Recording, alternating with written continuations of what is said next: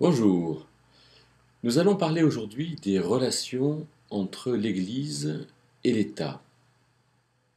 Ces relations sont compliquées, sont tendues,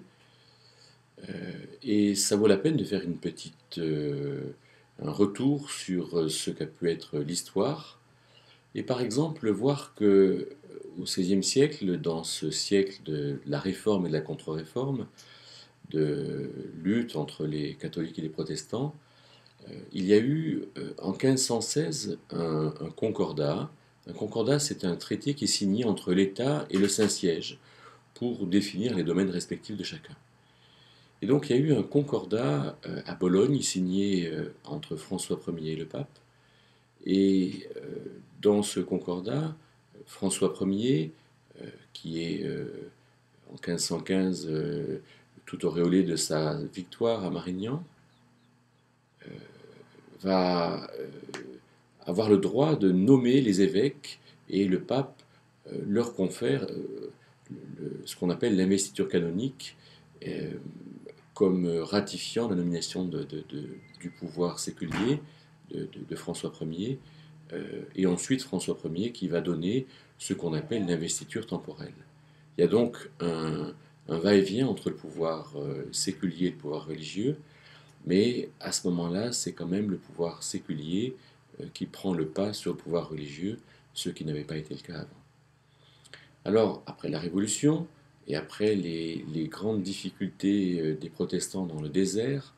au XVIIIe siècle, euh, après la guerre des Camisards, alors il y a cette euh,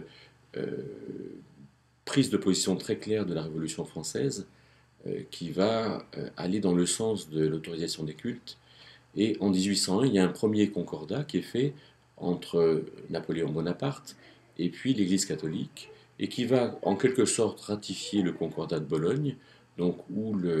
l'État va nommer les responsables religieux, mais il y a une nouvelle définition des diocèses euh, pour rendre plus facile, quelque part, l'exercice de ce pouvoir dans les circonscriptions religieuses, et l'État donc va salarier les religieux, euh, ce qui, pour l'Église, est quelque chose de difficile à vivre. Euh, il y aura en 1802 la reconnaissance officielle du culte protestant, en 1808 la reconnaissance du culte judaïque, euh, mais en 1849 par exemple, de ce qui ressortira pour l'Église protestante, euh, et qui s'appellera l'Église nationale avec le Concordat, alors l'Église libre prendra ses distances, se séparera de l'Église nationale, parce que à l'époque, finalement, l'État euh, définissait donc ce qu'on appelle le consistoire, hein, ces, ces régions dans lesquelles on dit, voilà, il y a tant de membres, hein, donc des consistoires de 5 000 à 6 000 personnes, et on va quelque part obliger les gens à aller ici ou là en fonction des consistoires. L'État va prendre parmi les gens qui payent le plus d'impôts euh, ceux qui les intéressent et vont les mettre comme responsables dans ces consistoires. C'est eux qui vont nommer les pasteurs et c'est aussi l'État qui va décider de quand les synodes ou les rencontres du consistoire doivent se faire. Ce qui fait que l'Église n'a presque aucune mainmise sur sa propre vie personnelle. Et donc c'est pour ça qu'en 1905, les choses aboutissent sur la séparation entre l'Église et l'État, ce qui est une très bonne chose finalement, sauf en Alsace-Lorraine, qui à l'époque était un territoire allemand, et donc qui reste actuellement sous le régime concordataire de 1801. En pratique, on voit que les relations entre Église et État sont difficiles, parce que, bien sûr, l'État avait besoin de l'Église. Euh, Quand l'État n'avait pas de registre d'état civil, c'était l'Église qui, par les baptêmes et les enterrements, notait, marquait ceux qui venaient à la vie et puis ceux qui quittaient cette vie. Et donc, il y avait un registre qui était utilisé par l'État. Et pour que l'État puisse contrôler ceux qui payent des impôts, il fallait forcément que l'Église et l'État soient intrinsèquement liés. Aujourd'hui, avec le registre d'état civil, bien sûr, les choses sont tout à fait différentes. Mais le, le problème